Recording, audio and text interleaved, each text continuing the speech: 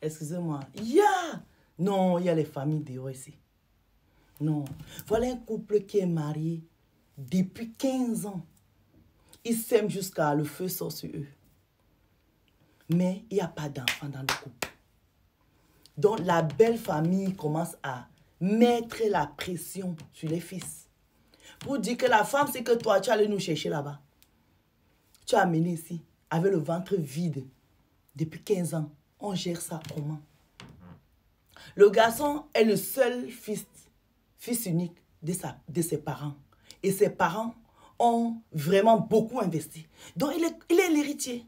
Ce qui fait que l'héritier a besoin d'un héritier. Vous savez comment ça se passe en Afrique, que les papas là sont toujours agrippés qu'il me faut le garçon, il me faut le garçon, il me faut le garçon. Bon, aujourd'hui, les mentalités ont un peu changé, que même quand la femme aujourd'hui peut mieux prendre la relève qu'un homme. Parce que tu peux avoir un garçon, si c'est un voyou, que ce n'est pas un travailleur, ton héritage tombe dans l'eau. Alors qu'une femme, si elle est bosseuse, travailleuse, ambitieuse, elle peut encore mieux élever ton héritage. Donc, il n'y a pas d'enfant dans le couple. La fille là commence à se faire maltraiter par sa belle famille. C'est le genre qu'elle peut rester chez elle comme ça. Sa belle-mère entre. Elle a envie seulement d'aller dans sa chambre pour se cacher.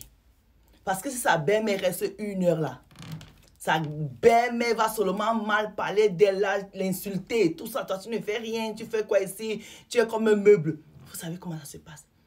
15 ans après, comme ça, là, à un moment, c'est lourd. La belle-mère décide d'aller prendre une fille au village qu'elle va ramener dans la maison familiale dans un autre quartier. Elle présente à sa belle-fille que ça, c'est ma nièce que je suis allée prendre au village. Elle va vivre avec moi. Sa belle-fille ne peut pas penser que sa belle-mère est dans les schémas. Mais la belle-maman dit à son fils que je vais aller prendre une fille au village là-bas qui va te faire les enfants. Tu ne peux pas rester comme ça avec ta femme, sans enfant. Qui va prendre ta relève? Toi, tu es mon fils unique. Tu n'as que les sœurs, ce n'est pas possible. Je ne peux pas admettre ça. Son fils lui dit niette. Vous connaissez comment les humains là sont. Elle n'insiste pas à prendre l'enfant. Son fils lui dit que moi, j'ai signé la monogamie avec ma femme, pas la polygamie. Donc, je ne peux pas épouser une autre femme. La maman elle dit que c'est pas grave, laisse-moi, je gère. Elle allait prendre une jolie fille au village. Elle a déposé chez elle. Son fils quitte sa maison familiale pour aller enceinte la fille là-bas. Un enfant, il prend sa femme, kounya. Ils vont à l'hôpital. Au chenou, comme on dit, père, allez voir l'enfant, le bébé qui est né avec les cadeaux. Elle voit comment, la femme voit comment son mari est attaché à l'enfant. Elle se dit que c'est le neveu. Donc, c'est normal, on aime son neveu. Et surtout quand on n'a pas d'enfant. Vous savez que les gens qui n'ont pas d'enfant sont très aimants. Donc, bim, les années passent, bam, le deuxième enfant. À un moment, cette femme-là voit que ça fait 20 ans que je suis dans le Mayassi.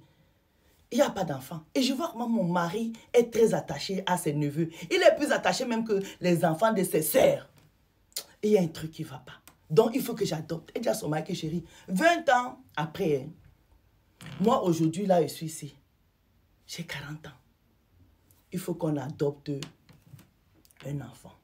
Son mari lui dit que comment on adopte un enfant? Il lui dit oui. Je vois comment est-ce que tu es très attaché avec tes neveux ici. Je crois qu'il faut qu'on adopte. Comme ça, au moins, ça va être notre enfant. Va voir ta mère. Comme ta mère est due là, va quand même lui en parler.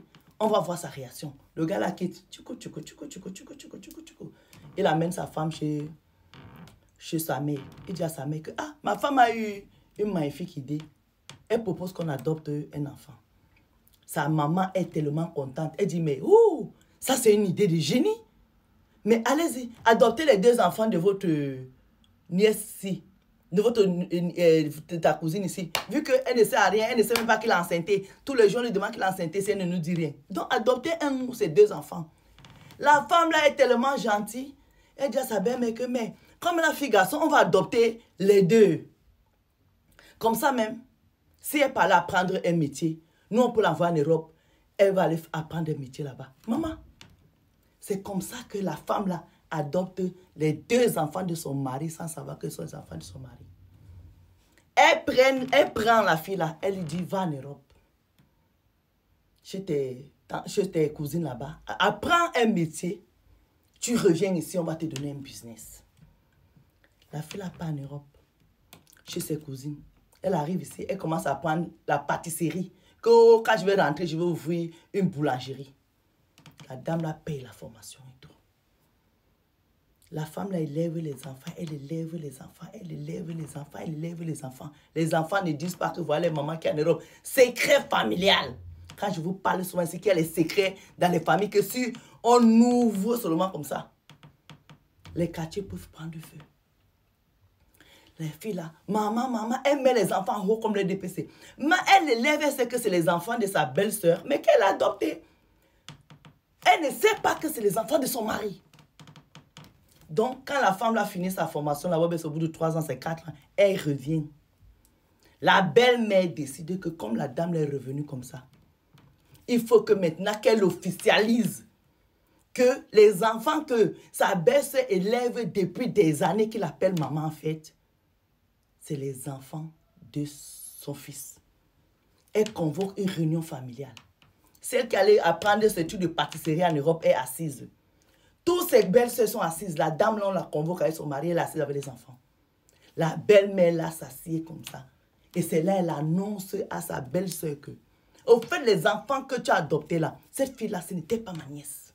C'est une femme que j'avais ramenée pour ton mari. Mais comme tu avais signé polygamie, il a refusé qu'il ne peut pas divorcer de toi parce qu'il t'aime. Mais moi, j'ai vieilli aujourd'hui, je ne peux pas mourir avec ce secret-là. Il faut que tu saches que les enfants que tu gardes là, c'est les enfants de ton mari. Et que cette fille-ci, c'est ta copouse.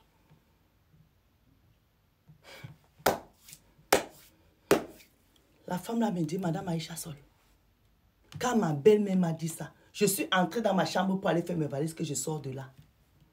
Elle dit que je ne sais pas, peut-être c'est Dieu qui m'a retenue. Je suis restée comme ça. J'ai regardé les enfants. J'ai regardé mon mari, j'ai regardé ma belle-mère. Je me suis calmée. Elle me dit, la suite, je ne peux pas vous raconter. Mais je vous rassure que mon mari et moi aujourd'hui, on est divorcés. Parce qu'il m'a trahi. On peut faire ça aux enfants des gens. Je vous ai déjà dit que le diable n'est pas loin. Il est avec nous, sous nos pieds. Faites attention. Faites toujours les enquêtes. Et puis on n'adopte pas un enfant dans la famille. Tu prends, tu élèves. L'enfant, tu sais que c'est l'enfant de ton frère. Ne dis pas que tu adoptes, c'est pour toi.